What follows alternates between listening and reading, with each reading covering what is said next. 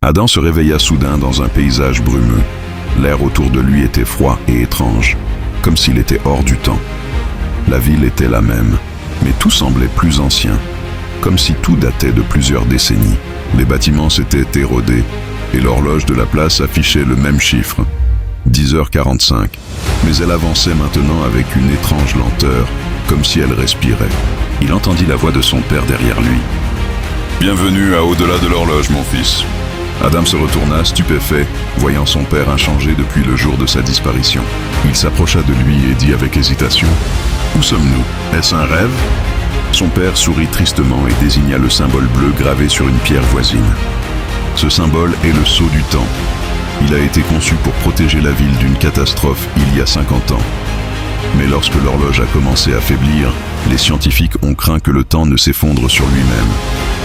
J'ai donc choisi d'être le gardien, d'être piégé ici, entre deux instants, pour que le temps ne s'arrête pas complètement. Adam sentit un frisson le parcourir, et il se remémora les anciens messages qu'il avait trouvés. « Et alors, tu n'es pas mort, tu as juste été scellé en un instant. » Le père hocha la tête. « Mais maintenant, le sceau s'affaiblit et le temps se fissure. Ta présence ici signifie que la chaîne est brisée.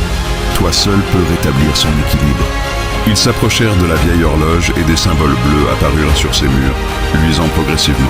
Adam dut poser sa main sur le symbole qui avait ouvert la porte. Mais lorsqu'il le fit, une scène terrible s'ouvrit devant lui. Un enchevêtrement de périodes temporelles. La ville s'effondrait, les gens se déplaçaient rapidement et le ciel se brisait comme du verre. Le père cria « Adam, choisis maintenant. Soit tu gagnes du temps, soit tu me gardes avec toi. » Le jeune homme hésita, les larmes aux yeux. Encore un pas, et il devait choisir entre le passé qu'il avait perdu et l'avenir qu'il n'avait pas encore vu. Il leva la tête vers son père et lui fit un léger sourire. « Le temps doit bouger. Au revoir, papa. » Il pressa le symbole de toutes ses forces, et la lumière explosa autour de lui jusqu'à tout recouvrir. Puis ce fut le silence. Adam se réveilla à l'endroit même où tout avait commencé. L'horloge tic-tac, la ville animée. Mais lorsqu'il leva les yeux vers la tour de l'horloge, il vit l'inscription bleue briller un instant, puis disparaître.